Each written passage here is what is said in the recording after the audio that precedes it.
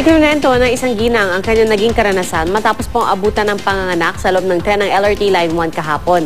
Ang sanggol, pinangalanan Carrie, halaw po sa Carriedo Station kung saan siya isinilang. Balitang hatid ni Salima Refran.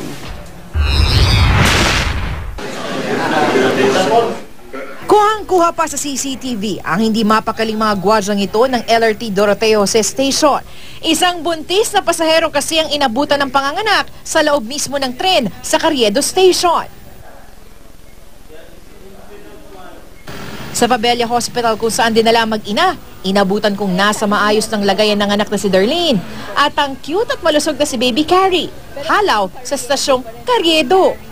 Carrie po. Carrie? Kasi sa Carriedo Station kami, sa Carriedo Station po ako nanganak.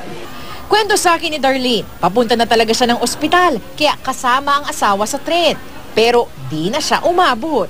Unang-una po kinakabahan po ako, baka mapaanak talaga ko sa LRT, pero hindi ko sukat akalain talaga, doon talaga ako manganak. Katunayan, sa Baclaran Station pa lang kung saan sila sumakay, inalalayan na sila ng LRT guard na si Michelle Manansala. Pagdating namin ng Quirino, ng Central Terminal, guard, puputok na talaga yung panabigang. Pumutok na po. Tapos binahiga po namin dalawa, patulong ko po yung asawa niya. Tinulungan din sila ng isang pasaherong nurse. Pag-check ko dun sa, mami, sabi na, ayan, nalalabas na yung bata. Yung last year niya, yun na pala, lumabas na daw pala yung baby niya. Maraming pagkakataon ng may nanganak sa LRT, tulad nung Hunyo at Setyembre ng nakaraang taon. Katunayan, mula taong 2000 ay 14 na sanggol na ang pinanganak sa tren o stasyon ng LRT. Karaniwang siksikan ng LRT dahil na rin sa dami ng mga sumasakay. Kaya importante para sa mga may edad, buntis at may kapansanan na dito sa specially assigned coach sumakay. Ito'y para na rin sa kanilang kaligtasan at kalusugan. Bukod sa MRT, may mga ina ring inaabutan ng panganganak sa taxi.